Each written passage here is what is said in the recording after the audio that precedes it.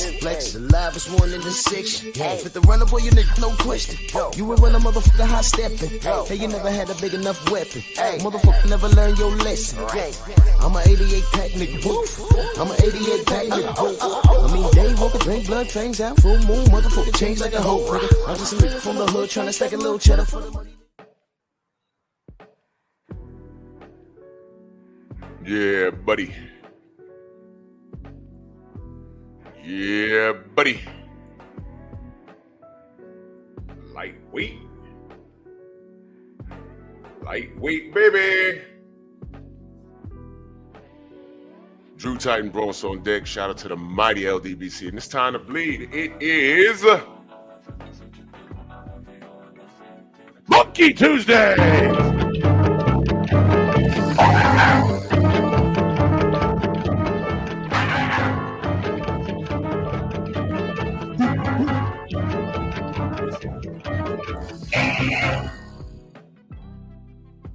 October 8th, 2024. Third installment of Monkey Tuesday. Drew Titan Bronx on deck. Shout out to the mighty LDBC. Let's do this roll call. Todd Swindle, G. McCall, Shower, MJ Total Health and Wellness, Shakira Fields, the Queen, salute. Stormy B-Man in the building, 704 Joe, Wendell. Yo, y'all seen Queen 71? I gotta call her. I ain't seen her. When I don't see the fam, when I don't see y'all, those of y'all that I contact, I'm gonna reach out to y'all. I ain't see the Queen in a minute. Gotta give her a call. Rick Blackwell, Main Event Mark, Village Brother, Corey Joe, Rod Neal, Dante, I Am Waffles, Pete. You haven't responded to your video, Pete.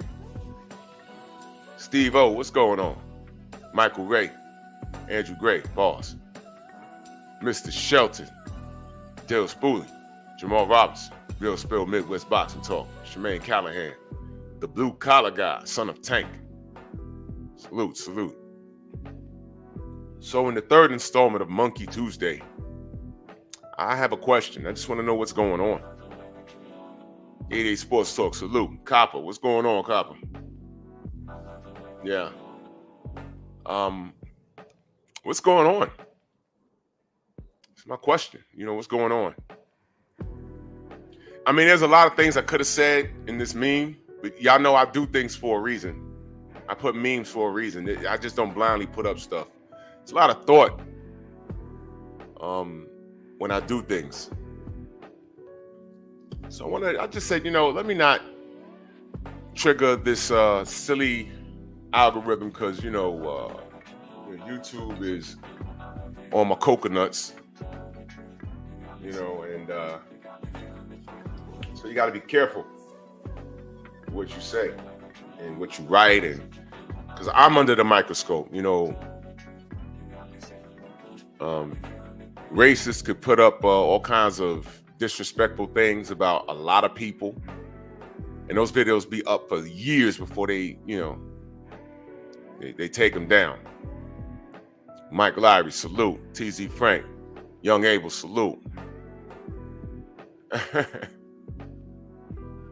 Yeah, I know you know. Hen Dog, salute.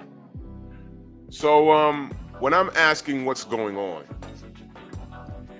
what I want to focus on is my question, family, is when did everyone become so comfortable in disrespecting Black people? When did this happen? Because once upon a time, this was a no-no. And I don't care whether it was on a regular level, like a everyday level, or especially in any kind of industry, entertainment, you know, any kind of entertainment, like whether you're an athlete or, do y'all remember Jimmy the Greek? Y'all remember Jimmy the Greek? I know Copper, you know. I know Stormy knows. Bob, salute. Shower, I know she knows. I'm talking about people in their 40s. Y'all might know in the 40s. I'm talking about like maybe late 40s, like myself. Y'all know Jimmy the Greek? Y'all remember that? Who remembers that? Jimmy the Greek. Now, I didn't see it live, but I do remember Dante, okay, I do remember my parents talking about it. Big Blackwell knows, okay. Michael Ray knows, okay. Todd Swindle knows, okay. Real Spill, okay. Look, man, he made a comment on live TV. Rod, yeah, bro. Listen. Smoke and talk. Real Baltimore in the building. Salute. Ramel Lane, salute. Yeah, Shaquilla, absolutely. Shaquilla might know. Todd, you saw it live? Bro, I didn't see it live, but I remember all the elders in my family talking about it on a Sunday. And I'm going to play the audio later in the show. But damn it, it's funny because when I got older, right, I didn't see it live, but when I got older, I finally got to see it. And I said, oh my God. But can I ask y'all a question? Was he wrong? Because that was the conversation. It was like, well, damn, all right. Is he wrong? No, but you can't. Can you say that out loud? And he was reprimanded, and I just laughed. I said, "Oh shoot, that's crazy." Let me see if I can pull it up. Jimmy the Greek. Bro, it was bad, man. It was bad.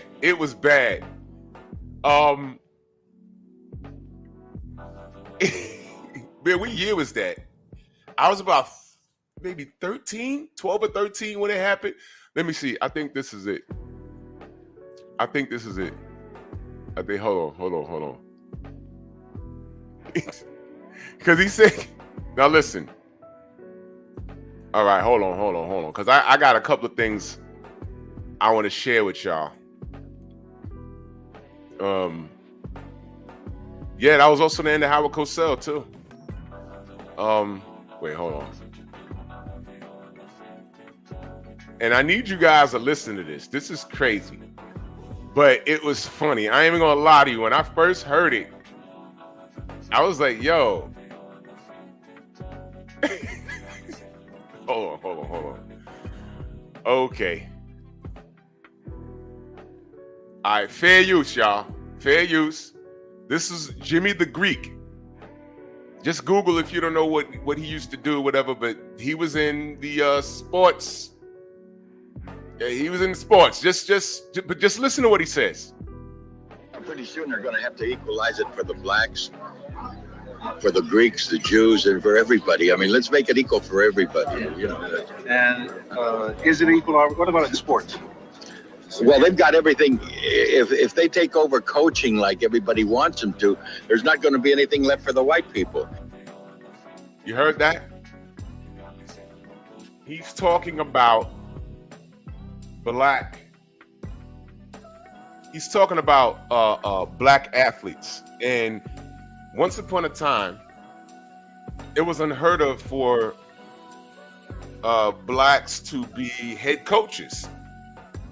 What Super Bowl was it? King Bonnie, salute. What Super Bowl was it when we had two black coaches facing off for the first time? It was a few years ago. I forgot what Super Bowl it was, but that was the major thing. Oh, we got two black head coaches facing off. What Super Bowl was that? I forget. And what he just said was, if blacks get into coaching, there ain't gonna be nothing left for anybody else. This is what he was saying out loud on international TV.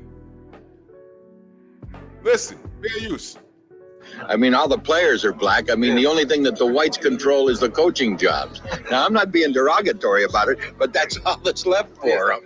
The black talent is beautiful. It's great. It's out there. Yeah. So the only thing left for the whites is a couple coaching jobs. Yeah, maybe we need. You hear this? Do you?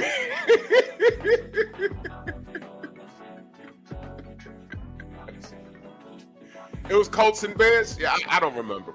Okay, Colts and Bears. That was 41.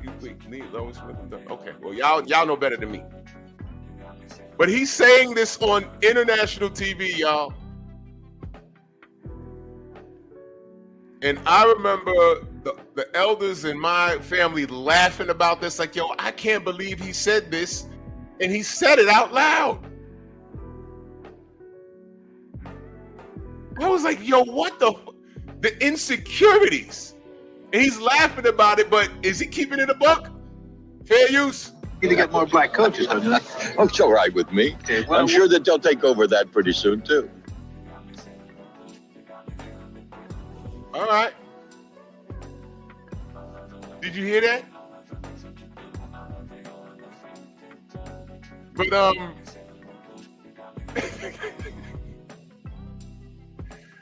oh my God, bro, it was funny as hell when I heard it, and he got canceled, bro. He got canceled. He was he was the original cancel. He was the original cancel.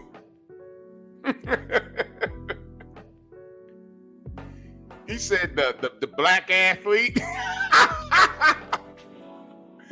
The black athlete. Yo, wait, hold on. I'm trying to find the one where he says, oh, wait a minute. Hold on. Reporter from WRC-TV. I'm trying to find the other one where he talks about how the black athlete. Hold on. Damn, I'm trying to find that one where he said how they would get the, all right, I'm not gonna go on a witch hunt for it, but do y'all remember, Slim, what up? Do y'all remember when he said that the black athletes are as such because they used to get the big black woman and the big black man, and they would breed and make a big black son. And do you remember this? The black man was bred to be the better athlete. Do you remember him saying this? Oh, it's the Doug. Oh yeah, Copper. Right. Is he? Doug Williams. Wait, hold on. Let me pull that up. No, Copper, you're right. See, that's why I have the family here. Because there was a lot going on. It was Doug Williams. Yes, the Doug Williams joint. Insane. Oh, crap. Oh, man. You see, I should have put this up last night. Damn it.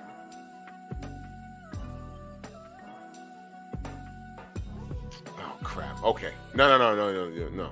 Wait, hold on. Oh, man, I should have just pulled all this crap up last night. I was tired. I got a lot going on off this mic, for real. I'm Amanda, salute. Rick Blackwell, salute. Chaz Bleak in the building. But y'all get what I'm saying.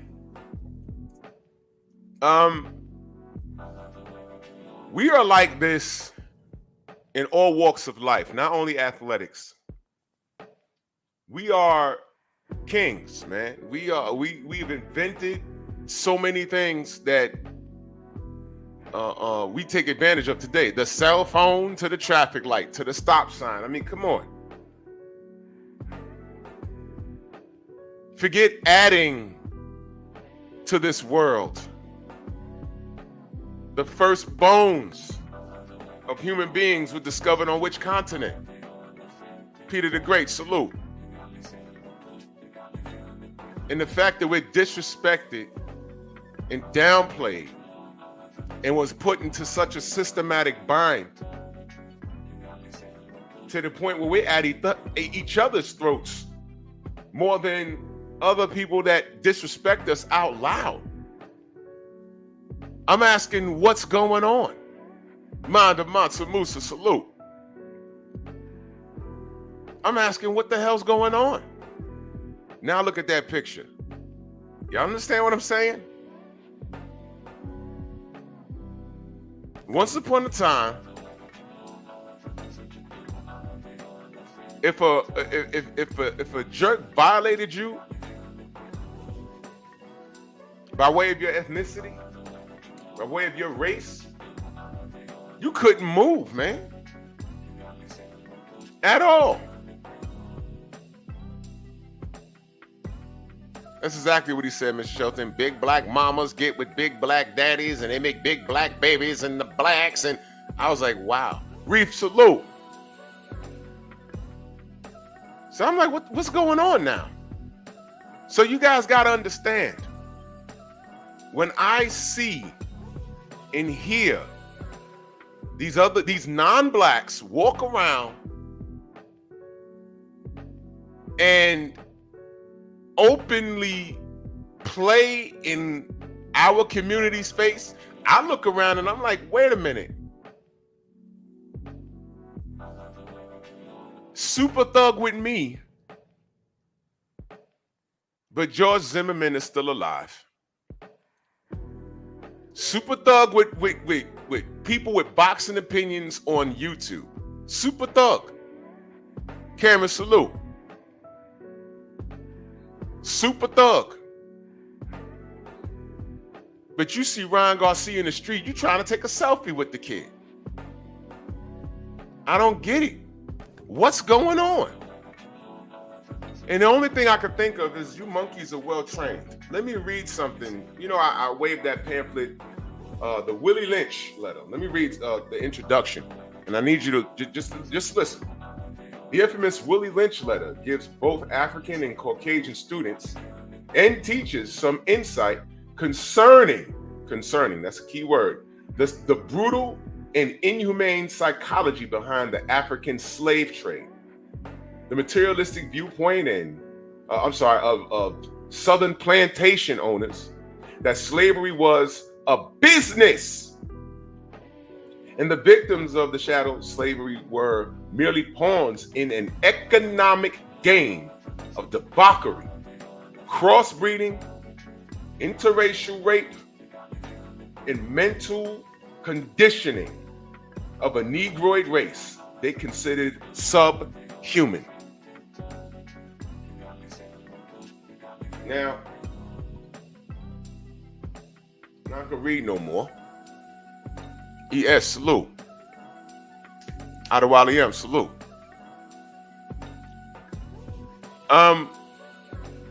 Just based off of that little bit of the introduction I just read, does that not hit a nerve? We are a business. The reason why they see value in us when it suits their narrative is because we are a business. The term mental conditioning was mentioned. If black people, put in the chat, do you know how many black people what percentage of black people live in America? Do y'all know the number? Put the number in the chat, because some of you may or may not know. And if you don't know, the number might shock you. And if you don't know, just tell me what you think. Just tell me what you think. This is very important. This is very important. There you go. Y'all might not know, because when I say this, some people will be like, oh, well, I think it's like 50%, 60%. Nope. That's the number. That's the number. 13% of the American population are black, that identify as black. nothing else but black, which means direct descendants of slaves. The last number I got was 13%. Cameron, it might have changed in the last 2 years or so, but the last number that I saw was 13%. That's the last number I saw. Some people may think it's more because, you know, a lot of us live in black neighborhoods and a lot of black people don't travel. You know what I mean? But that's the number right there. That's the number. Ultimate Fight Club, salute. That's the number. You could be right, Mr. Shelton. But that's the recorded number. Now, let me ask you a question. If that's the recorded number, why is there so much emphasis on marketing to black people and getting us to rap the vote? Because they see value in us. We are the tiebreaker. If Trump and Kamala Harris are neck and neck, they need this 13%. If they need to market the latest in nigger nonsense, they need us to stimulate the economy. I say cut me the check. I want my reparations check. I know my my African lineage from both sides of my family. Cut the check. But the sad reality is, if we get cut a check, give me the percentage that you think are going to actually put it to good use and grow a black community with the reparations money. And how many chicks are going to run out and get their BBL and get cars? How many dudes are going to get cards and blow it on chicks and give it right back, put it right back into the American economy on nonsense, when we should be purchasing land and doing something positive? Which is what, if everybody in your black neighborhood, if 20 families say, okay, we got a reparations check, we could fix up our neighborhood, buy more property, erect more buildings, and have those white folks move in it, and we'll be their landlords. And we're now leaving something for our children. Oh yeah, Prince Alkis, Dave Chappelle damn sure did make a joke about it. You see what I mean? There'll be out of that 13%, I'll say maybe 2% will be thinking along those lines. The rest of these Negroes, what do you think they're gonna do? There's gonna be twerking videos. There's gonna be, chicks, again, the surgeons are there's gonna be a spike in surgeons' pay. Everybody's getting BBLs. BMW and Maybach, and the cars are flying off the lot. Why? Because we're well trained. We're well trained. Mental conditioning. We don't want to give back to the community. We think for self. And other communities don't do this. We disrespect ourselves. The day we get, the week they cut us checks for reparations, in a month, the American economy will be booming based off of that 13% of Negroes. Because the sad truth is, a lot of us don't know how money works anyway. Which is why the only way we're getting out the hood is through athletics, music, like something where you could tap dance, run with a ball, or hit lotto. We're in a microwave society. And we're easily distracted by materialistic items. How do you insult the young black man? You insult his pockets by calling them broke, and you dangle sex in front of him. That's what moves these young kids.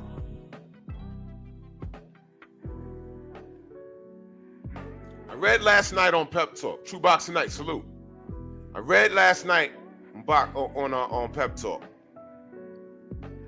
Men are happiest when they're in the gym, exercising, pursuing their goals,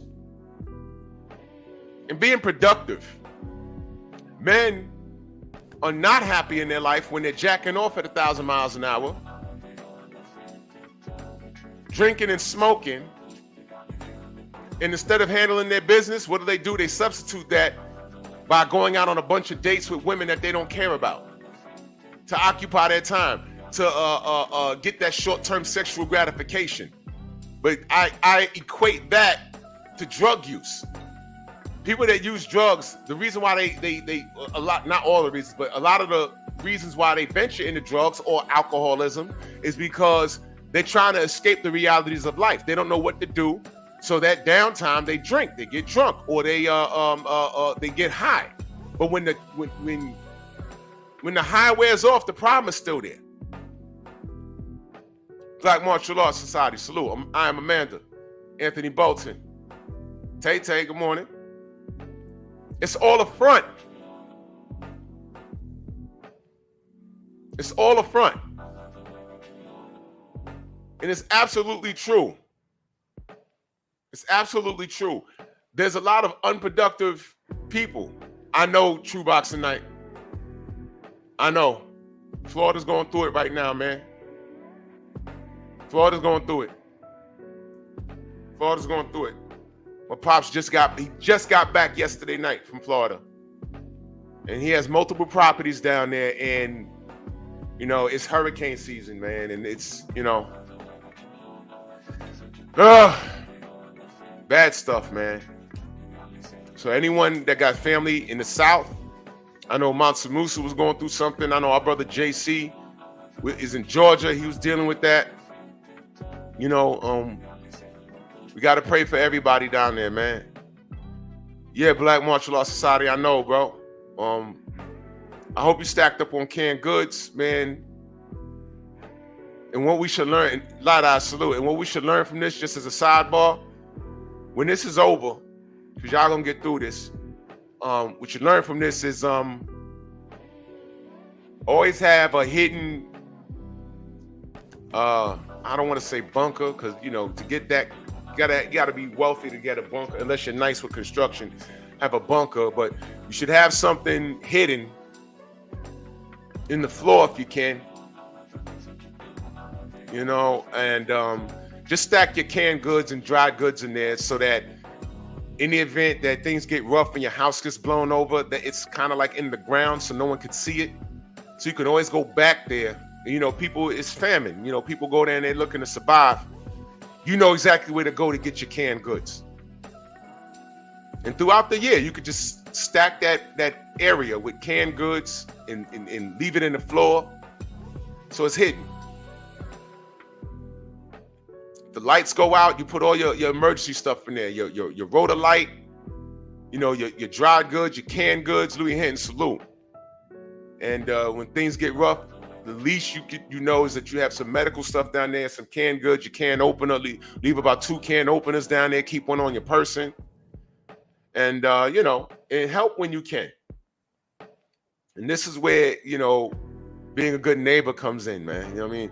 I read something that and it brought tears in my eyes. There was an old couple that was found, and they were gone, but they said they were found holding each other.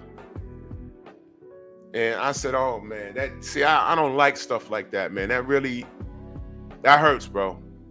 That hurts, but they didn't go alone. That husband was holding his wife.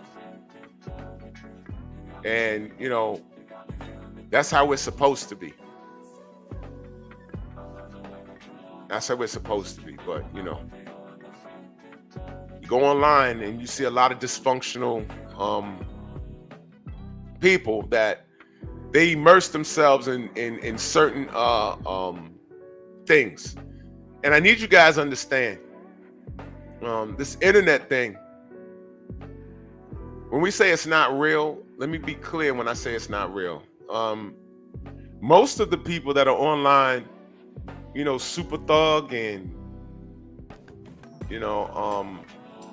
some of those to the ones that don't show their face. These are the people prior to the World Wide Web. These were the people that when they did leave the house, they only went to the store and came back.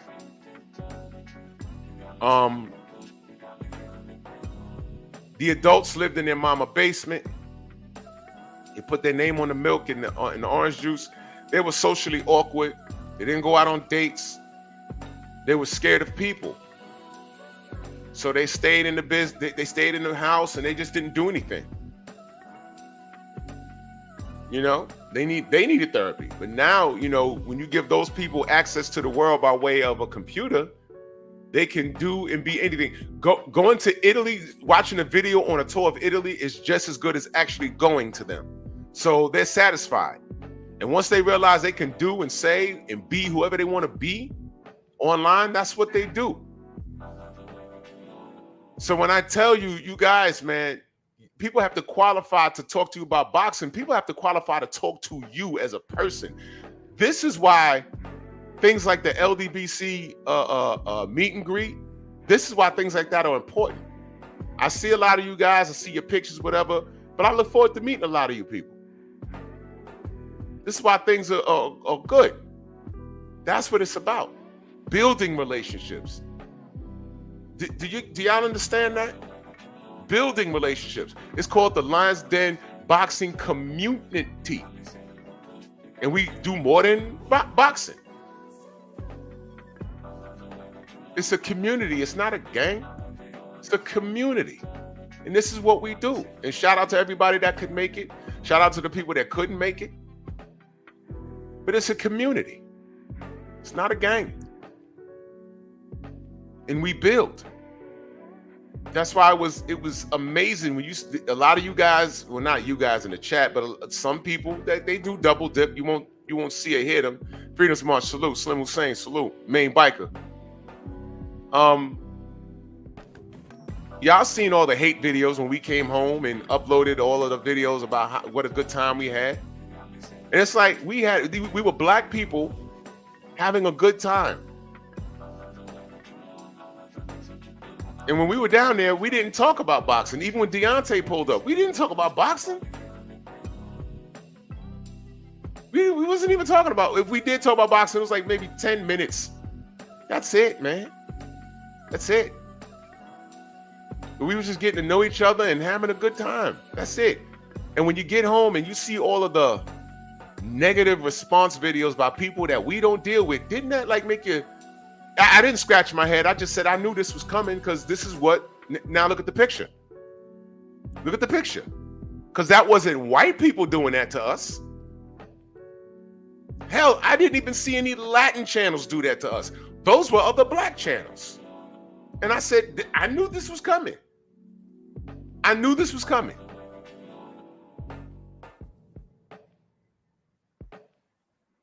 And through all of that, makes you wonder what's going on. Now, the government sees value in 13% of our vote. They depend on us to stimulate the community. A majority of us don't understand how money works. They thrive on our ignorance. They appreciate our work, but thrive on our ignorance. And they treat us like this in the picture. When we're beefing and about something and talking about fairness, Massa put that finger symbolic for something else, and the community gets to sucking. Now, you know why I chose this picture?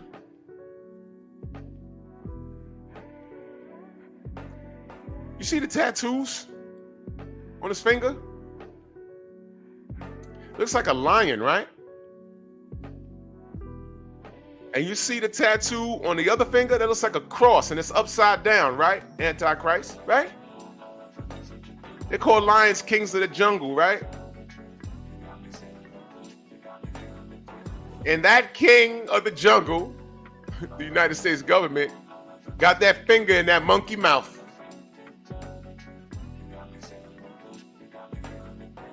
Y'all see why I chose this picture? And that's not even a full-grown gorilla.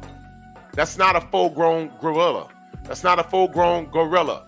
That's a baby gorilla. I was very specific. That's a baby gorilla. That's not a chimpanzee. That's a baby gorilla. I don't know if that's going to grow up to be a silverback or what. That's a baby gorilla because he wouldn't dare do that to an adult. I don't care if it's well-trained and grew up around humans. You just don't do that. mistake can happen. Yeah, Stormy, yeah. Finger represents something else. Because George Zimmerman's still alive.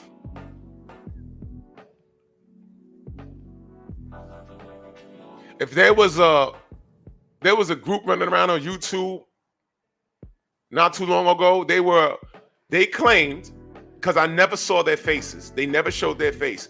They claimed, and Mr. Shelton knows, they were Mexican Nazis. They claimed that. They had a flag and everything. They had a banner and everything. I'm not kidding. I screenshot it and I kept it. I'm not going to put it up on my channel. But I said, this is crazy. They claimed to be Mexican Nazis. Those were the dudes that had a video up about Champside calling him a monkey. That same group of people had a video called "I'll slap that do-rag, that camo do-rag off your head." They were talking about me. Because I have a camouflage do-rag that I wear at the gym. And I wore it. I came from the gym and Tay Jones, to my brother Tay Jones, called me, says, yo, guess who's on Fred's show? I said, who? He said, Sugar Hill. I said, you lying. And I just turned on my computer and I never took the do-rag off. So when I was talking to Sugar Hill, I just never took it off, damn it. I was like, damn, I didn't mean to do that. But that's how I got known, I guess. Next thing you know, that video goes up and I said, oh, okay, they're talking to me. And what was crazy, you want to know what's crazy? There was a guy, and I need you to pay attention. I need you to pay attention to what I'm about to say. There was a guy that used to be in our chats. Right? It's a black guy. Now I need you guys to listen to me very carefully. And this is how I know, man, if these people don't stop calling me. I need you to pay attention, ladies and gentlemen. There was a guy that used to be in our chats when the LDBC was in its infancy. There was a guy that used to be in our chats, saluting everybody. And when things got crazy, we distanced ourselves from other content creators. I'll just say that. And I'm trying to be as blunt and as cut and dry as I can. And I'm not trying to resurrect things, but there was a lot of people that we were cool with that we're no longer cool with. Right? And this dude, and again, Mr. Shelton is one of the dudes that was around the whole time, so he knows. This dude, M. Banks, salute. Yeah, M. Banks, you know who those dudes were. And they were kids. I used to listen to them. And they were straight racist, bro. Straight racist. Because, man, they went on this Jewish tirade one day, and I said, YouTube is allowing this? It was crazy. So, this dude would be in our chat, salute LDBC, salute, salute, salute. And you know, whatever. He was wrenched up too. Well, when those BMX boys came about, somebody hit me up. Darius, what up? Somebody hit me up and said, yo, is so-and-so with us? And I said, yeah, he cool. Caesar, what up? He says, listen, man, one of those BMX, yeah, that's him, D Hodges. Y'all remember D Hodges? He said one of those and don't ruin it, Shelton. Don't ruin it, because I'm going somewhere with it. Don't ruin it. They said, yo, bro, listen, man. They had your name in the title, and I just went in there to curse everybody out. And I go there, and D Hodges is in there saluting them. I said, well, that's strange. So I told homie, don't say anything in that chat.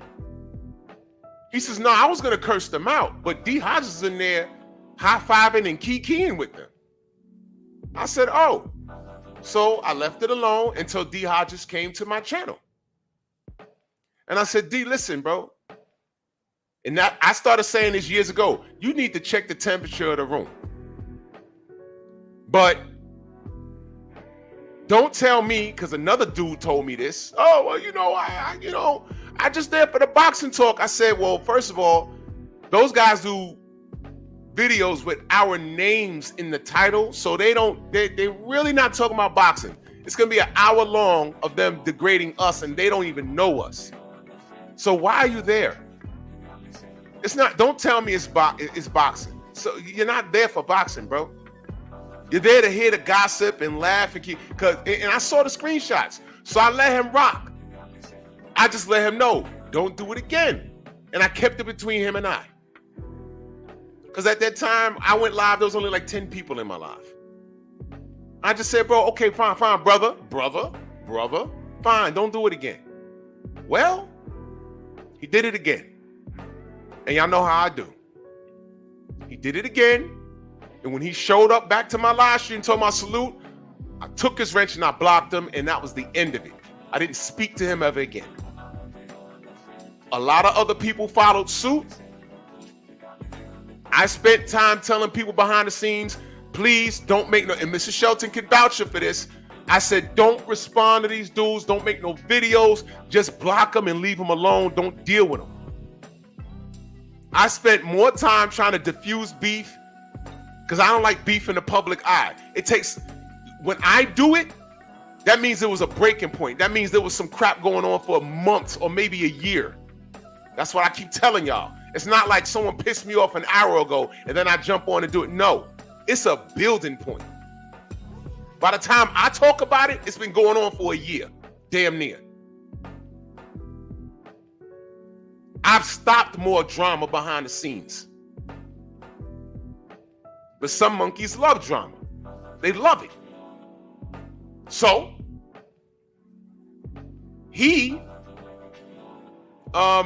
somebody sends me they send me a link that said, Drew, I know, but you gotta read what this guy's saying. And I said, fine. So I went to a live stream with this dude, Coco Tyler. Yeah, you know Coco Tyler, he hates Jews. That's how they used to talk. So there he is. On the video, I'll slap that camo do-rag off your head, talking about me. He's in the chat, and I have the screenshots. I have it in my phone, and I have it in my file. Because I said, I don't believe this dude. I don't believe this dude. And this is a black man, by the way. He's saying, salute Coco Tyler. Salute to you. Yeah, the LDBC doesn't like me because I talk to you. They don't like me because I go where I want to go. He was on a panel. Somehow, I forgot what panel this was. There was this was back when we was doing Google Hangouts. This is before StreamYard and Melon on. We were doing Google Hangouts. He jumped up on some panel, and I'm like, who the hell let him on? And, the LDBC, they don't like me because I go where I want to go. I mean, I don't care, they don't like me because I go everywhere, I talk boxing, I talk where I want, I go where I want to go. And my thing was, you can go where you want to go. But when you go with people like that, you can't come back here. I reserve the right to protect my peace. You can go where you want to go.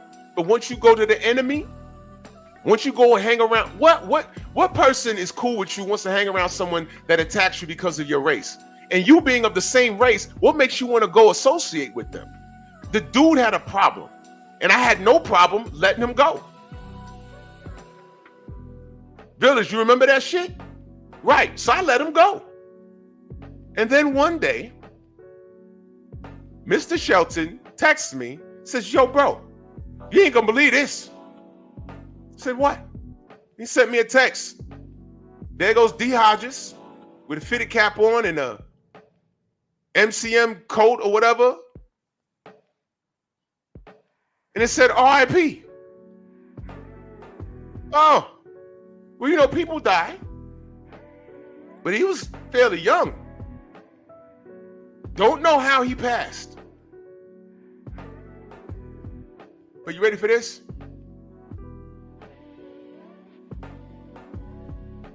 Ask me if I cared.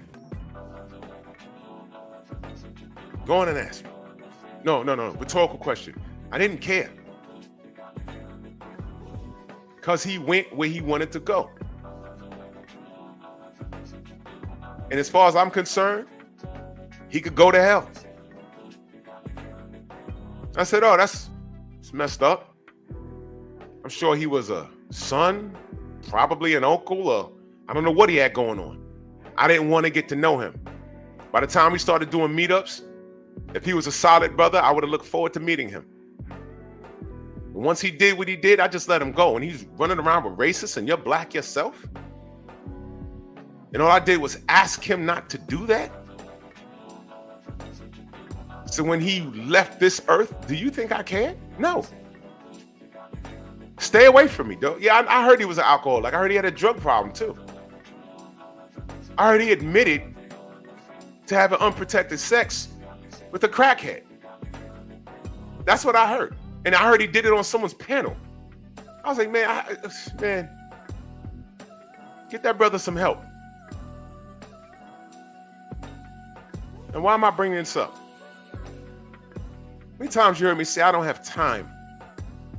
I don't make time to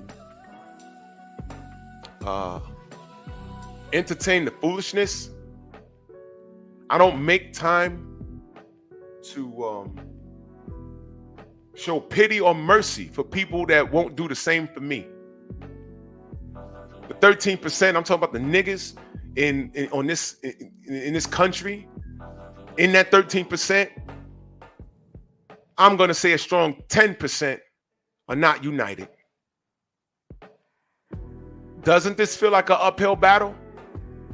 This little thing that we talk on this internet thing called boxing, isn't it very revealing when you see other black content creators and you wonder why they take a certain position? You wonder why some of these content creators have they have unlimited smoke for you, and then it turns personal real quick. They have unlimited smoke for you, and you look at the other content creators, non-black,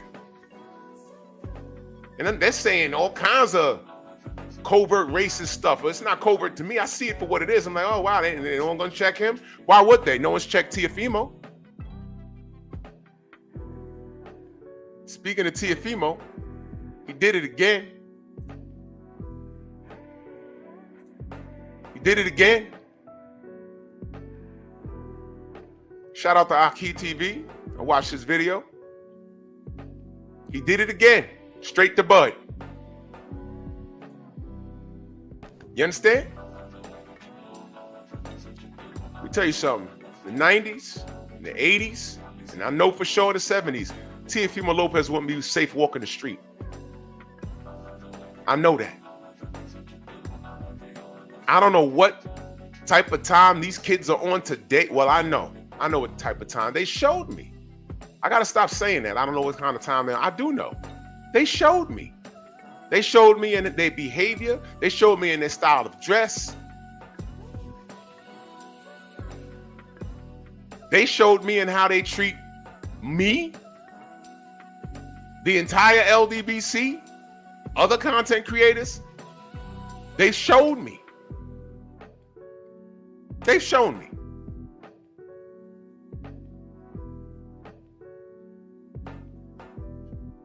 And these young cats, they're not the only ones. When I asked them, yo, what Ryan says, that's not a violation? You know, it don't bother me. He wasn't talking to me. You know, no. You know, a little teenager, maybe a 20-year-old. I look at you, I was like, okay, you had problems in your upbringing. Okay.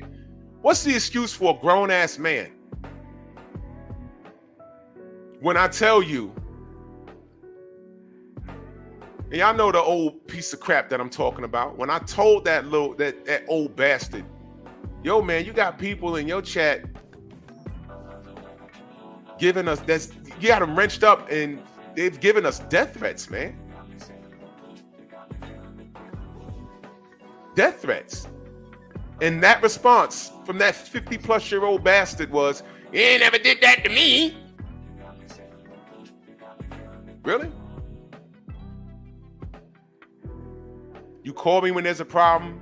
Call 78 when there's a problem. Call people when you need money. You call people when you need computers.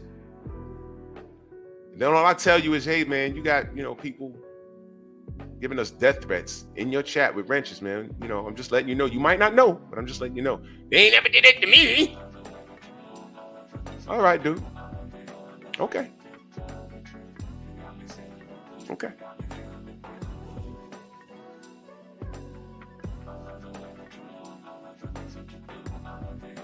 And when you let this cracker, in, and when I showed that cracker the utmost respect due to his age, he did the same thing that D. Hodges did, the exact same thing. And I called him on the phone and I said, hey, man, look, you might not know how this internet thing works. I know you're a man of a certain age, but I'm saying this respectfully. You got to check the temperature of the room. Let me explain what that means. And I explained everything. I had a 40-minute conversation with him over the phone. That's what I did. Stormy wasn't available one Sunday, and we had Vinny Paz on our show. And I called that piece of crap up, and I said, hey, man, look, Stormy's not available, but hey, man, ain't Vinny Paz from your town? He's going to be on the Strong House today. So Trick Nolte's putting in work, man. Come on, join the panel. Oh, Drew, you're such a good guy. Oh, yeah. Oh, man, just come on the panel. Had a great show. And after all of that, wouldn't you know, he was on a hater channel when the hater was talking about me, of all people, talking about the LDBC, and I saw the video. To get the screenshots, I was sent the link and it said, go see for yourself. And all I saw was laughing emojis and fire emojis. And that content creator was going off.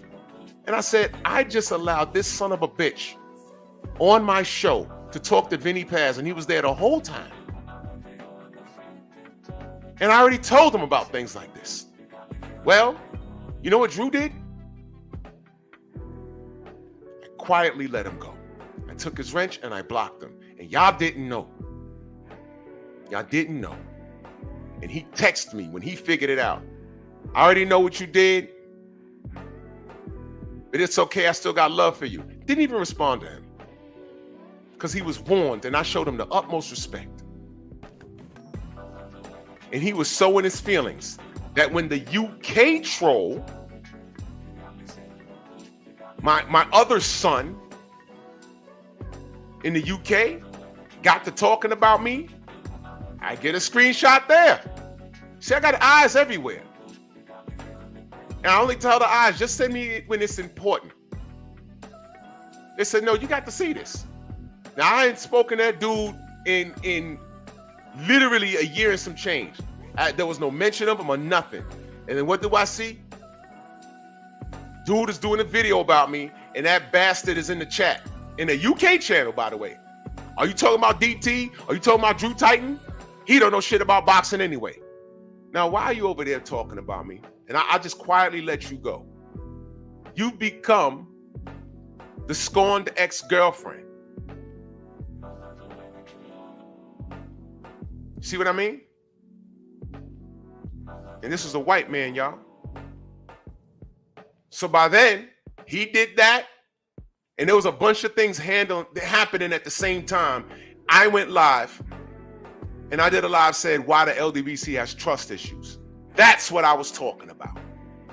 And of course, the troublemakers took that and went somewhere, and I had some little homo running around watching my material, time-stamping it and sending it to people that I don't fuck with. But newsflash, if I don't fuck with them, I don't care what you send them.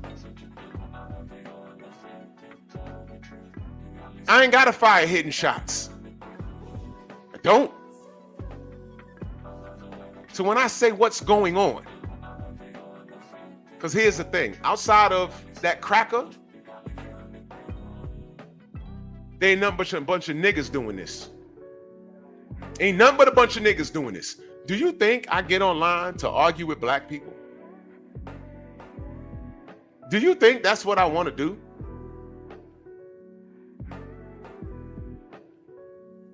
But when I see some discrepancies in behavior, I ignore it for a long time. before I say something. Oh, I know, Mr. Shelton, but that you hear that guy talk, there's something wrong with him. There's something wrong with him. I invited his dumb ass on the panel, and we had a conversation, did we not? And what did he say? You know what? I'm going to get off your bumper. Yeah, because everything he said about me was wrong, and I addressed it. Everything he said. You said that Nui stacks his raps, and that's not right. I said, I never said that. I didn't say anything insinuating that I started it. I didn't say that.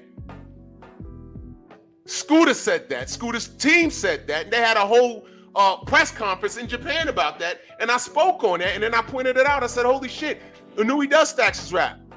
But it's legal in Japan. So Scooter has a decision to make. Stay and fight or leave. He stayed and fought and got knocked out. Oh, well, that was his decision. But he's on my nuts so bad that he thought that I was making it up.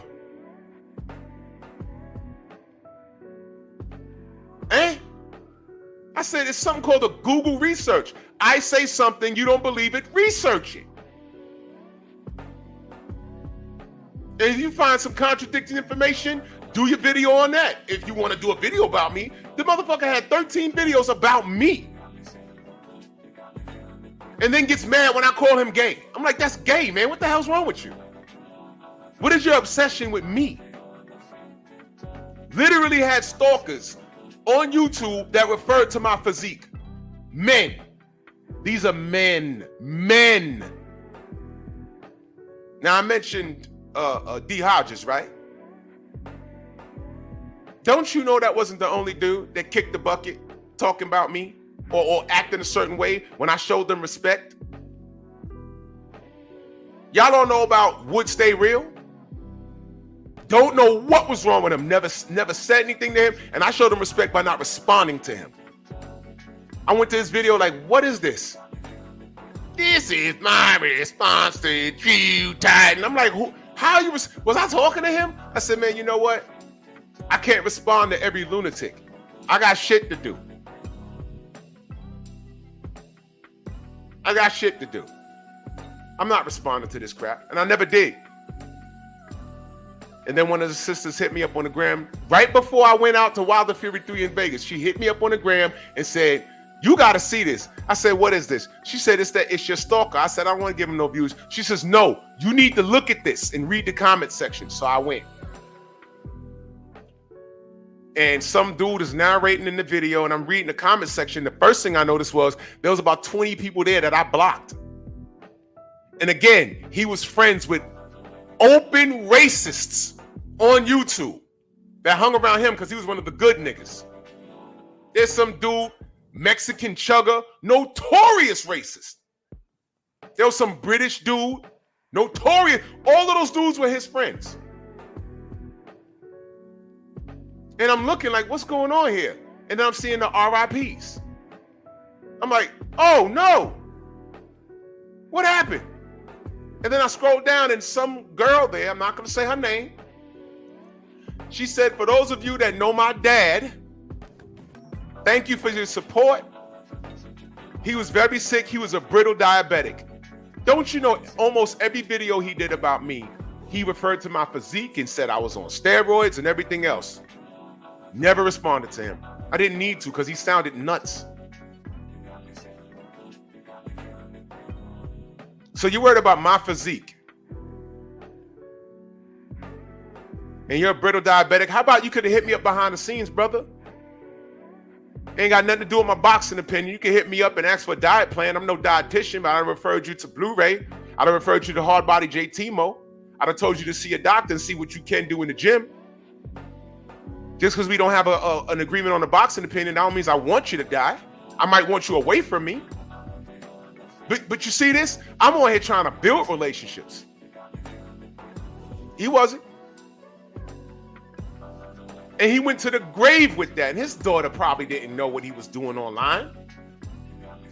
And I said, oh, I didn't do no ha-ha videos. And I read that, and I responded to our sister. I said, well, that's unfortunate. Because one of the last videos he did was about me.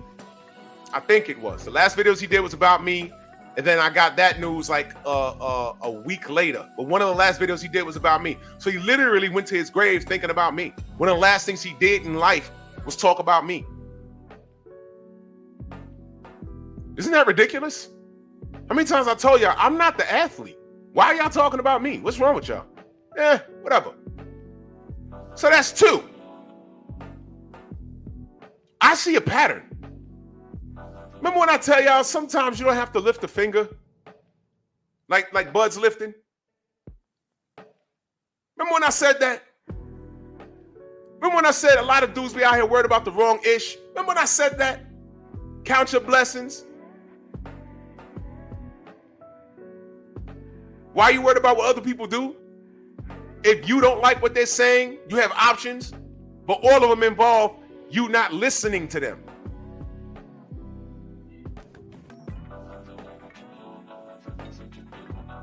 See what I mean? That part.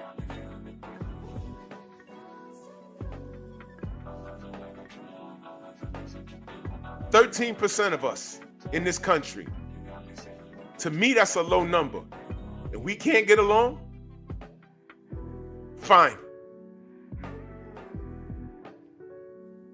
If you want to get violent and get enraged to the point where you're saying pull up and I'll see you at the fight,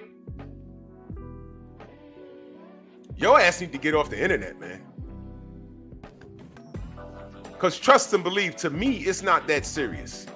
I've never got so angry with somebody's boxing opinion that I've given them a death threat. That I had to make troll accounts to go bother them. Do you understand there's a disconnect? Do you understand that there's something psychologically wrong with that person?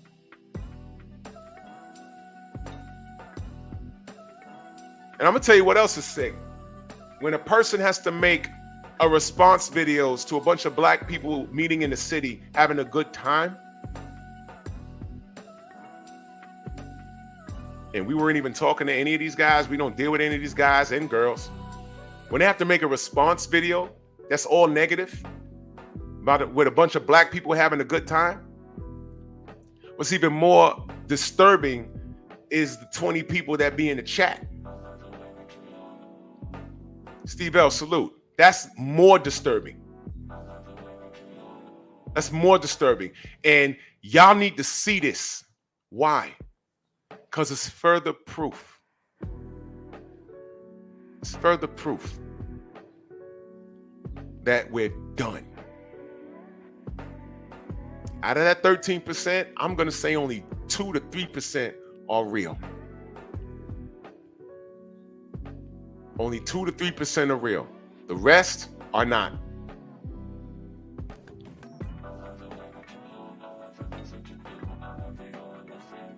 I didn't learn a lot in this internet thing. What it did was it solidified what I always knew, and it's unfortunate.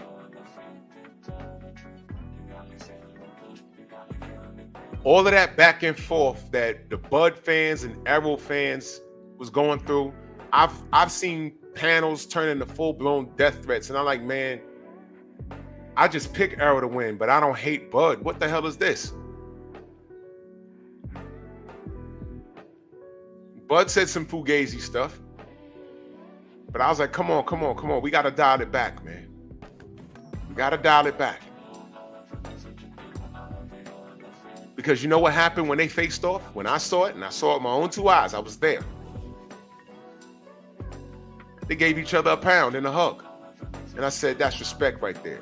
And speaking of that, you know who else was there? Teofimo Lopez. And at that time, he was retired. He beat Josh Taylor and he retired. Remember he retired? War Report, salute. Remember he retired? And I look like, what the F is that little munchkin doing here? Because he's significantly smaller than me.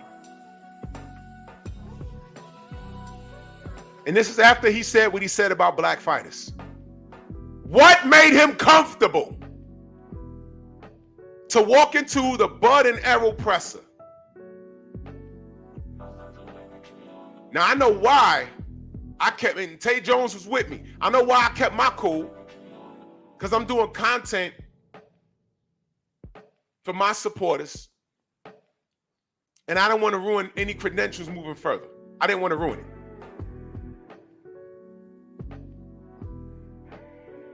But what made him comfortable walking the streets after saying that? Andrew 100, salute. Yeah, and I agree, our fella, I agree. I don't know who sponsors him, but nobody pulled no sponsorships from him. Nobody did that.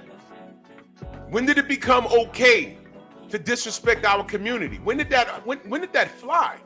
Gone are the days. I mean, say what you want about Al Sharpton, but when you violated the people, he got the marching and protesting. He got the ball rolling. What happened? He got Bud Light and Essentia water. Y'all should be drinking Bud or Essentia water. Essentia water, I don't even know what that is, bro. I don't even know. The guy literally got out there and said, yo, they could keep their black fighters. Literally said that out loud. Keyshawn Davis, Whoopi Goldberg, whooped on his father for violating him in the gym. But he's still comfortable, and he just did this to Bud yesterday.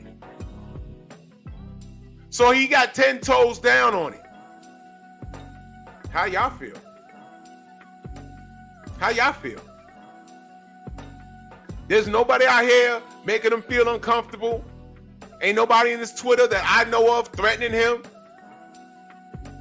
Bro, don't come to my city.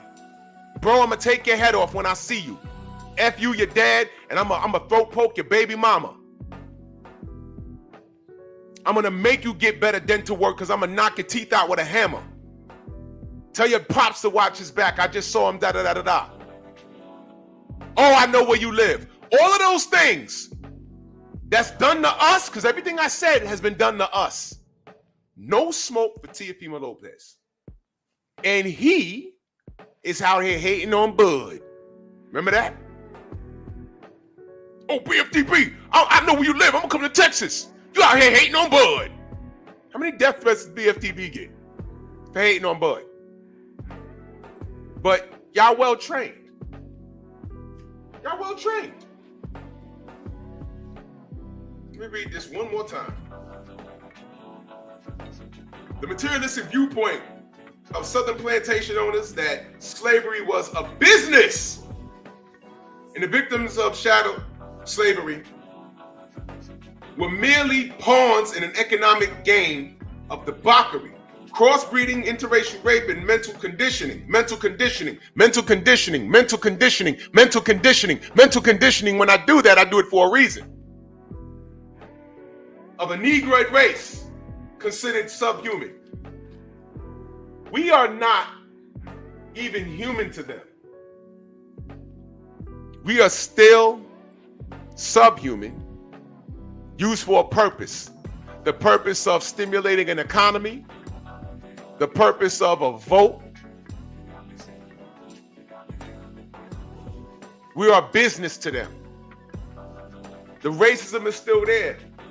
It just moves different in a way where these new kids, they don't even acknowledge it. Forget recognize it. They don't even acknowledge it. They seen pictures of it.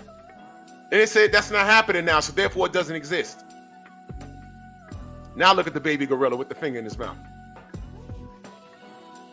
With the Lion of Judah and the Antichrist. You see that? Pray to their God how they see it. Their God how they see it. Pray to that. How many of y'all grew up looking at white Jesus in the church?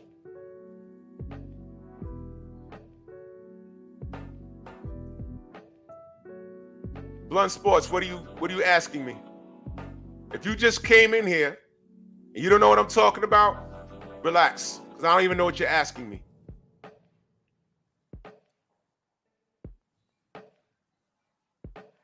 I'm really not talking about boxing this morning.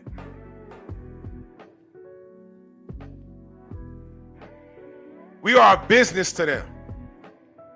Mental conditioning. How many Negroes you know think they're rich because they got a pair of Jordans on and what is that expensive jeans that these kids are wearing? True Religions? Like $400 jeans and a $500 polo shirt and some Versace shades. You're wearing $2,000 and you live in the projects. A Mercedes-Benz parked in the projects. A 1998 Chrysler with chrome dip rims. It doesn't make sense. It's like non-alcoholic beer. It doesn't make sense. What's happening?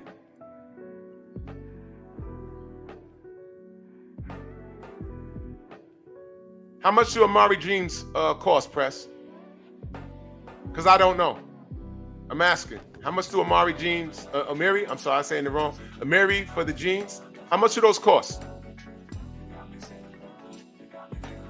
Does anybody know? How much, because I don't even know what that, $1,000?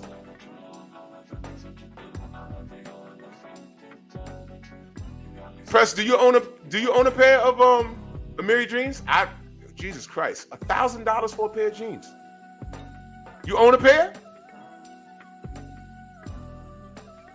You own a pair of Amiri jeans?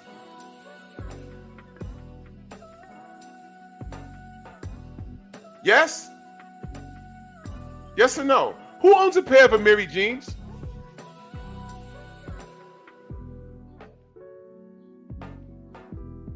$600 jeans? You about to buy some? Press, let me ask you a personal question. I'm not asking what you do for a living. But how much do you make a year? Are you 1099 or W-2? I'm not clowning this morning. I'm just asking you a real question because I'm trying to give you a gem. How much do you make a year? W-2 or 1099? What do you make per year?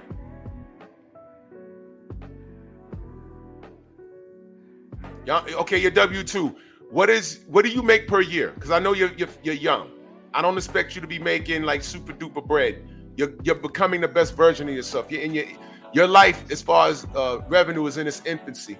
So I'm just give me a number, a roundabout number. I'm not trying to put you on blast or nothing like that. I'm just trying to, demon in the building, salute. I'm just trying to make sense of things. What do you make per year? After, before Uncle Sam gets done with you. Diana, salute, sis.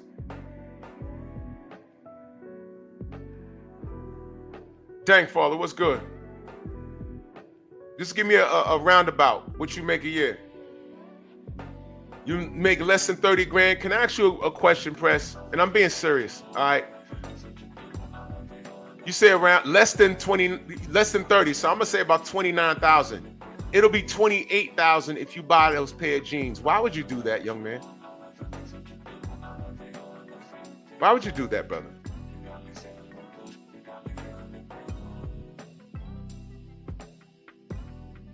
You see, family? Press, what I'm saying is, and I'm not clowning this morning. This live is not about boxing. I promise you it's not. But what I need your age group, what I need you guys to understand is that this is the portion of 13% that the economy depends on. They depend on us doing things like that, young brother. Now, you're going to do what you want. But brother, I promise you, I need you to understand, those jeans are not going to help you get any tail. Those jeans are not going to make you a better person.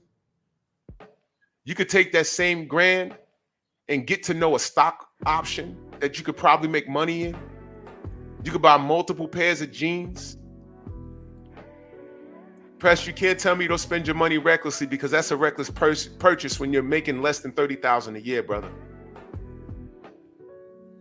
That's not a good purchase. It's really not. That's just my opinion. I know you're going to do what you're going to do. But if you're going to listen to anything that I say, I'm just saying that that's not a good idea. I'm sure you could buy another pair of jeans and another pair of sneakers and still look fresh and crispy. Women ain't going to be attracted to you because of the jeans, brother.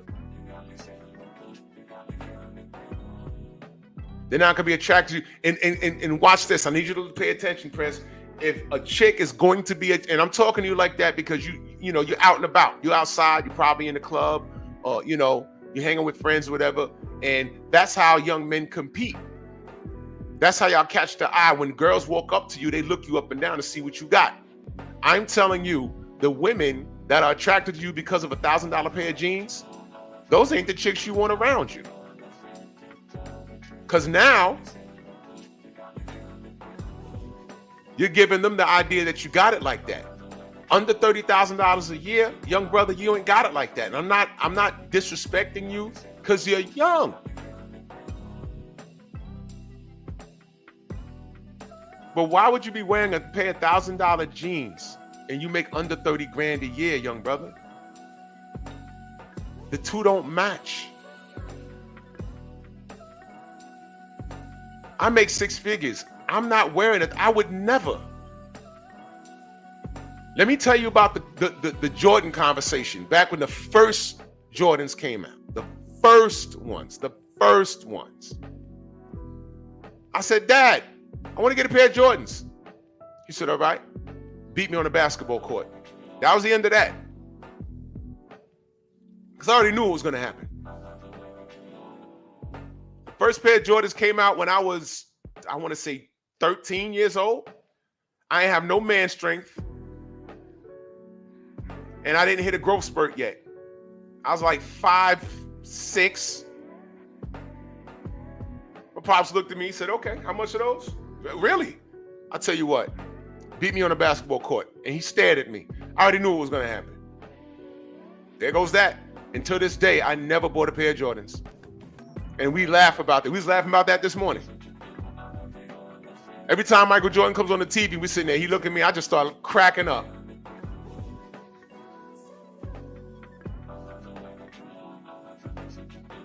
There it is. That was the end of that. That was the end of that, man. So, Press, I'm just making a recommendation. You can do what you do. And female interaction is very, you know, it's a part of your. Tay Jones in the building, Bomb Squad. It's a part of growing up. I'm gonna tell you this, Press. True game is what you say with your boca. That's mouth in Spanish. If you got game, it don't matter what you got on, young brother. If you got $1,000 for those jeans, think about other things you could be doing with that bread, man. That's just, you know. Felix said 5'6". Yeah, I was about 5'6" when I was 13. I ain't hit a growth spurt yet. But I remember that look in my father's eyes. I said, he finna whoop my ass. I said, nope, I ain't doing it. I ain't doing it. Nope. And now's the end of the Jordans. Adrian, what up, man? Yeah, I mean, look, man. People be like, oh, you tall. I'm really not. They say the average height for the American man is 5'9". Okay. I'm above average. I'm not the only one.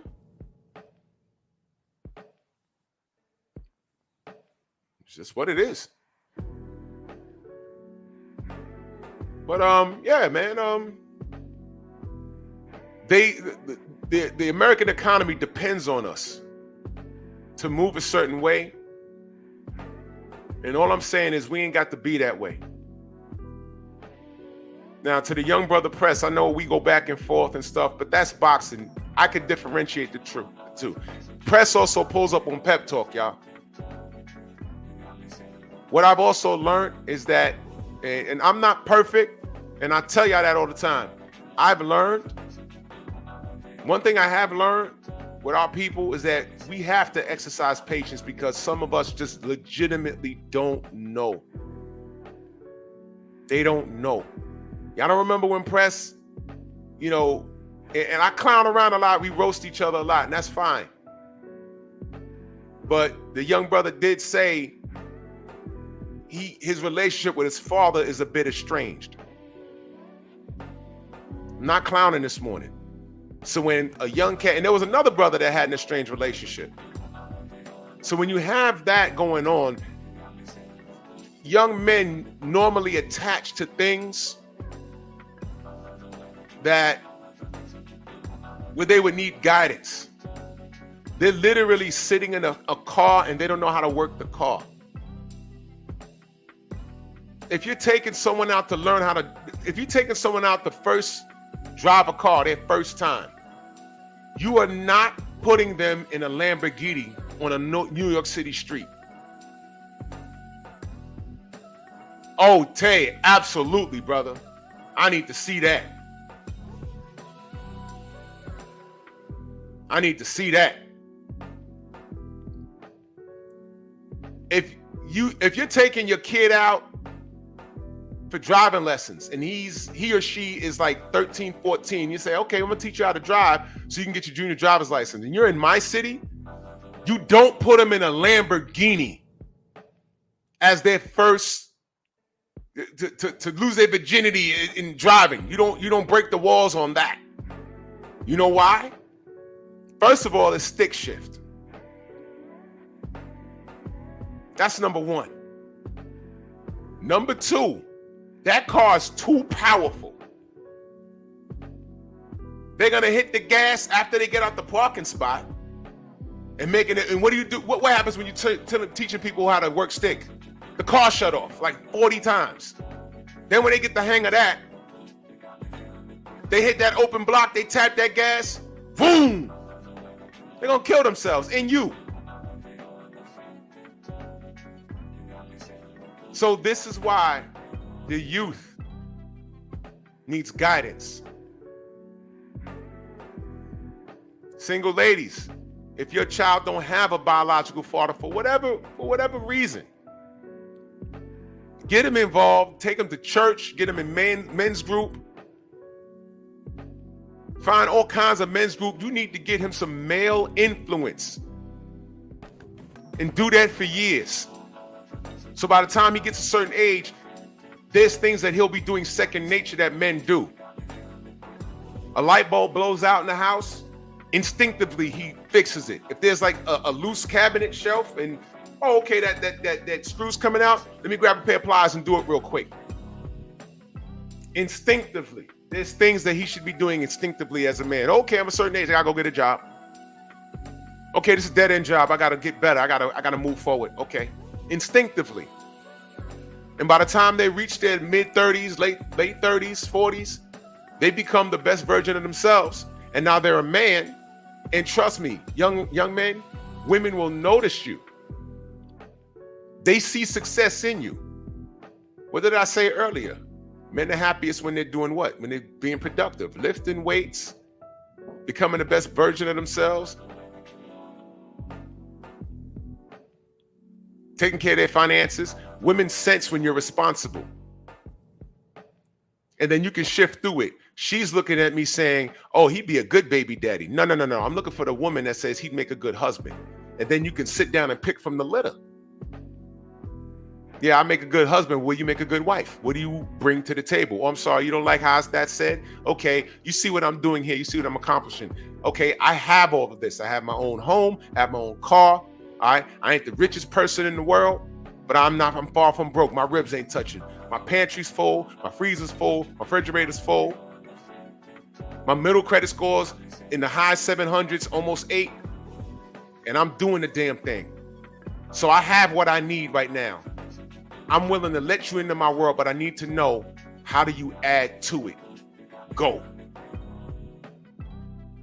And if she says, I am the table, check, please. Head for the hills. Head for the hills. Am I polite enough when I say that? Did I offend anybody, or is that truth?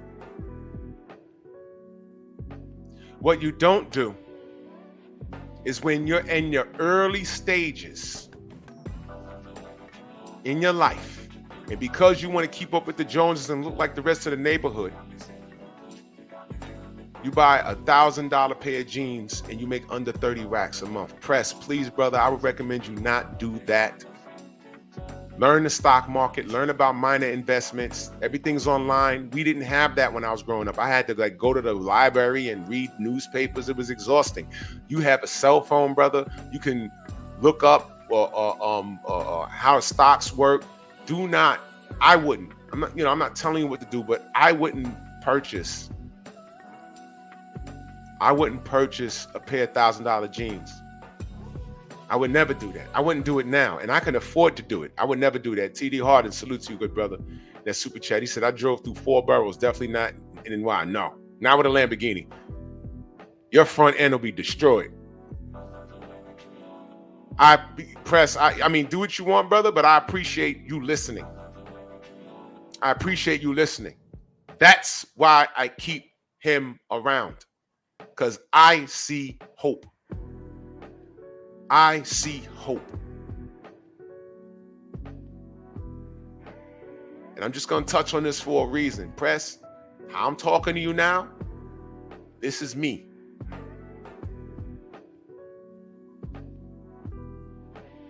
All right. Our good brother came in here yesterday, KO, and I asked him, what do you think my problem with Tank is? And he said, because of Devin Haney. No.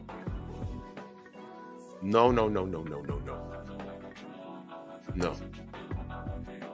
I would prefer Tank to have converted to Islam properly, to set a standard. He bought the block, cool. He converted to Islam, cool. When you make a choice to become a born-again Christian or convert to Islam, you accepting God in your life to become a better person. He did all that, got the ankle bracelet removed, and it seemed he got worse. And that was disturbing. And I tell you, I have Muslims in my family. I'm very familiar with the religion. And I said, this is not right, man. And then the fact that so many kids follow this kid, it's dangerous. And then it shows the dysfunction within the black community. I don't like that. It amplifies the dysfunction. I didn't see a Toro Gaddy, who's Italian, Canadian Italian, do that to Mickey Ward, who's Irish American. At the end of the day, those are two white men. I didn't see them do this to each other. I didn't see Edgar Berlanga and Canelo Alvarez do this to each other. They trash talk, but it didn't get like this. I don't see Canelo even doing this to Benavidez. He's just freezing him out of a fight. They're trash talking, but it doesn't go past boxing, man. It doesn't go past boxing. Black people are very impressionable, which is why a lot of young cats like the good brother Press will get, will think that buying a pair of $1,000 jeans when your income don't match it, they think that that's the right thing to do. You get my point? Black people as a community, we're impressionable.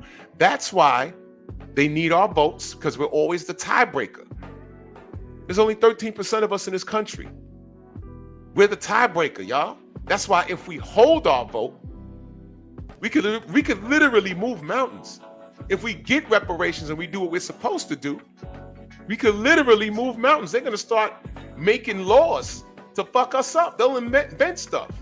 They've already tried to kill us.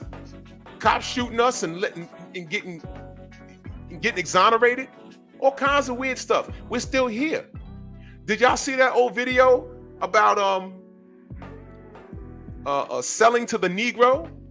It was made like in the 60s. I know Stormy might know, Copper might know, Shaquilla, myself, I've seen the video. Shower might know. There was a technique to selling to the Negro. Hold on, let me find that, because I'm not trying to be here all day.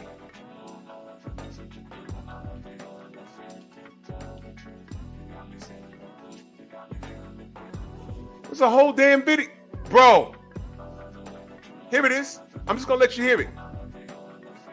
I'm gonna let you hear it. And this is an old, I'm just gonna let you hear it, bro. Listen to this.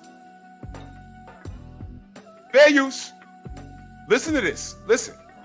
And this is from 1954, y'all. Listen.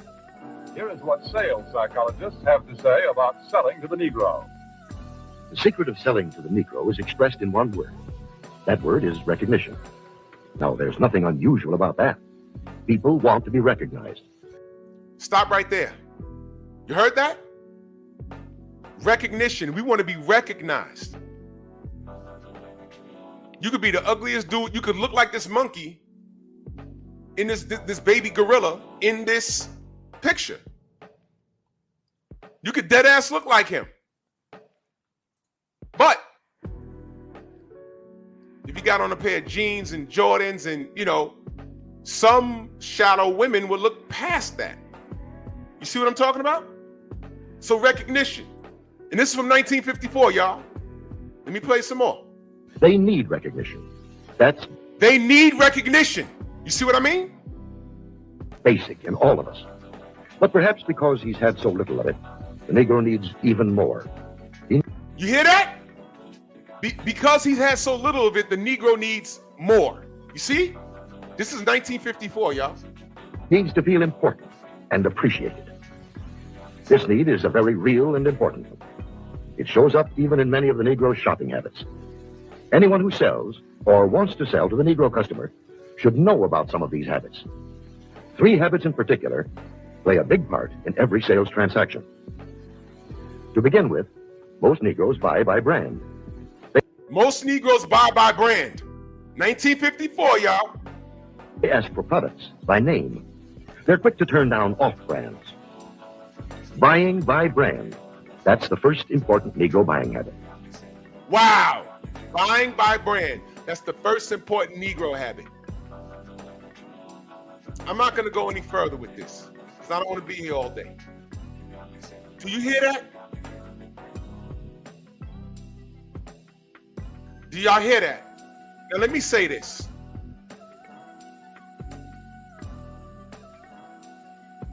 It's only 13% of us in this country. And that 13% is very dysfunctional. I only have faith in maybe 2 or 3%. All right? Our votes matter. Us stimulating the economy matters. With our shopping habits, and you just heard it here from 1954, our shopping habits. We keep the economy afloat. And how are we repaid? Think about this country, how we're repaid. Let me tell you how, let me tell you what they think of us.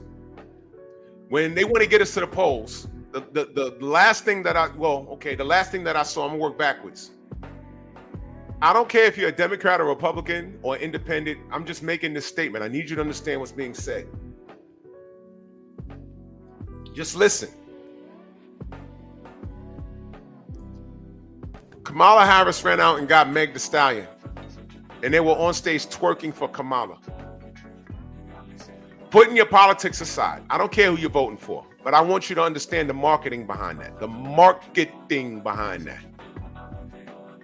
I'm not a fan of Meg Thee Stallion. I can't name one song. I just know she had a hole blown in her foot on some Harlem Night shit.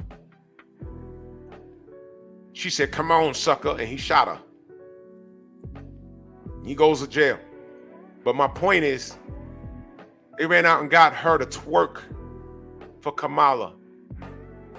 You think that they were reaching out to the white voters for that, or us? They were talking to the black community. They were talking directly to the black women because it's okay for black women to twerk. It's become normalized. Can I ask y'all a question? A lot of y'all got daughters and nieces. Are y'all okay with your daughter? You trying to raise her to be a strong woman and let her know, okay, you're going to be a feminine person, but you can be president. And then you turn on the TV and see Meg Thee Stallion there. Daddy, who's Meg Thee Stallion? Mommy, who's Meg Thee Stallion? And then you look at her catalog of work. F-R-E, I'm up, nigga free. And the only reason why I know that's the song that she did, I think that's the song she did, is because there was some little girl singing it in the park. And I said, what song is that? I said, Meg Thee Stallion. That's the only, and I said, I heard that before. Why are the 10-year-old singing that song? Whatever. Whatever. They ran out and got her to appeal to who? Us. But let me take it about last year. Y'all remember No Vote, No Bucking? No Vote, No Bucking. Y'all remember that? They ran out and got a run-through rapping stripper from Miami and Trina. She like 50 years old now. And some fat homo to talk about no vote, no bucking. Some fat homo with a BBL. And that was supposed to get black people to run to the polls. I don't understand how y'all not feeling disrespected. I don't get it. So when I say what's going on, this is what I'm talking about this morning. I'm asking a question. What the hell is going on? What's going on with y'all? What's going on? I see this stuff. It's 13% of us, but they see value in our votes. I understand. Oh my God, they want to stimulate the economy, and they're making these Acuras and BMWs easier to purchase. But the average income for the black people in this area is only $50,000, and that's a $70,000 car. Why are they leaving the lot with a $70,000 car and your average income is $50,000? What's going on? The sad part is we don't see this. But then when you have some glimmers of hope, when you see some black people doing the right thing, being kind to one another, y'all might see me snap, but what you don't understand is that it takes a lot for me to snap. I'm at my end when I snap, because it's like, why are we doing this to each other? Why are we doing this to ourselves? That you catch me snapping, but you'll never know that there's always a buildup. When I gotta go live and address something or someone, understand it didn't just happen yesterday. It was a building point, and it was months of being sneak dissed, and niggas trying to dig in my personal life and all this other. And I'm like, well, I've had it. I've had it, man. I've had it. And I'll leave you with this. When I've gone there, all right, now Bruce Gass, I don't care about him. I was nice to the colonizer, and he did me dirty, and I left him alone. And literally a year later, he's still trash talking because he's in his feelings, because I'm a good person. I'm a good person, and I was everything respectful because he's older than me. I was respecting my elders and all that. And I should have just let him go the first time, but I didn't. And I know I'm not Jesus, but I try. Not flawed like everybody else. So that pissed me off when that got back to me, and I had to respond. It pissed me off when I befriend people and I try and help them behind the scenes, help people build channels and everything else, and I get the spear right in the back. So with the excluding that cracker, it was nothing but a bunch of niggas that did that to me. You think I'm playing? Look what Tay Jones said. He says, then you got niggas mad at me for no reason now, and I've asked him personally, what's the problem? Exactly. He knows. Tay knows. We talk all the time. All the time. I've called him like, yo, what's going on with so-and-so, so-and-so? He's called me, yo, what happened with so-and-so? And we have the same answer. I don't know.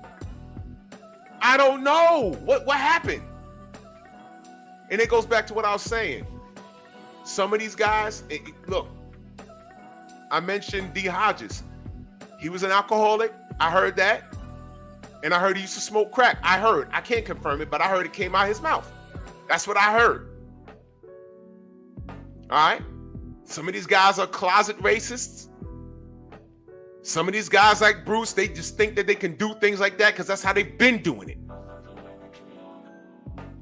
hanging around people that are not his color, not his ethnicity, but he feels he can do certain things because that's just what he does. And then he goes to another black channel to degrade a black person and amp that black motherfucker up to talk crazy about me. When I stopped dealing with Bruce a year ago. And y'all didn't even know that. I just quietly, I don't like airing out dirty laundry. And when I do it, it's a breaking point, y'all. All this peacekeeping I'm trying to keep behind the line, but some people don't want peace. They want problems. And all I'm saying is, at that point, you want problems? Cool, get away from me. Just get away from me. Because if there was no internet, these cats would literally be in a house, or they'd be on the block and nobody would deal with them because they'd be like, oh, no, I don't deal with her, or I don't deal with him. Why? Well, you hang around them. You let me know how you make out. And they'll let you know. Those are the people you don't fuck with. There was always people like those people I grew up with. There was a couple of dudes that they were just strange. Like, what's wrong with him? Why he always got an attitude? I don't know what's going on in his house. You know what? I don't care. I just don't deal with him. Maybe there's something wrong in his brain. You know what? Fine. You know, and you don't know. We don't know everybody. You could be anybody in the chat. But the cats that fell out with me, I ain't do shit to them. They'll tell you all kinds of weird shit. But y'all here every day. Majority y'all here every day. And all I ask people is, yo, is what they're saying match what you're getting from me daily? 100% it doesn't match. 100%. I try and build daily. I'm a black man. That's what I do. I try and help minds. That's what I do. But my help is not exclusive to black people. The LDBC is not exclusive to black people. There's all race, cultures, and creeds here. All 78 says, you want to come here and talk boxing, not deal with that nonsense, come on over. And what happened? Black Wall Street style. They came over here, and what do people do? They troll us and everything else. But we're not our ancestors. We fight back. How do we fight back? We just merely exist. And there was some growing pains. There was some people we had to stop dealing with. But understand this. What do we always say? They come to us. I can't tell you what the haters are doing. But they come to us. They troll us. They make ghost accounts. Then they go live and talk about us. They weren't at the meetup. They weren't shaking hands. They weren't trying to repair anything. The cats that I stopped dealing with, they never said, oh, no, Drew, it wasn't that. Or how about this? Never got a phone call saying, yo, you know what, Drew? My bad. My bad. How many times you heard me say I'm not above a conversation? Instead of saying, oh, when I see you, I'm going to kill you, I'm going to do this and that. Instead of saying that, yo, you going to the fight? Yeah, I'll meet you there, man. Let's go get a drink, brother. You can't do that? Crazy. Oh, yeah, Tay, I know. And this ego, they don't want to tell you why. They mad at you because their ego is too big. The ego is too big. They got to be wrong and strong. Let me tell you something. Apologizing to somebody is the most powerful thing you can do. It shows humility and it shows maturity. When you're wrong and you realize you're wrong, it's more embarrassing being wrong and strong. And then when you get an army of people that want to egg you on, yeah, you're not wrong. That person's wrong. Those are people of chaos because they don't like the person you fell out with. And that's sad. Now watch this. If you say, yo, you know what, man? I was wrong. Hey, bro, I was wrong.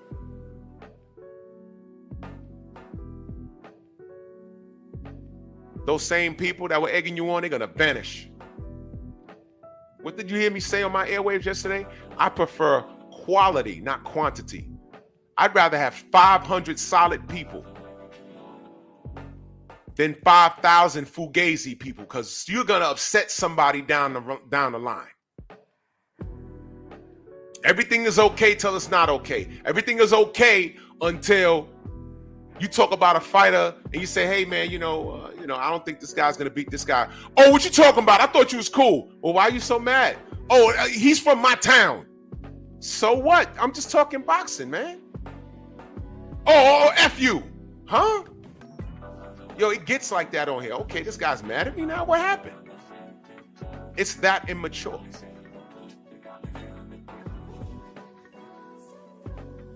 And people are so impressionable.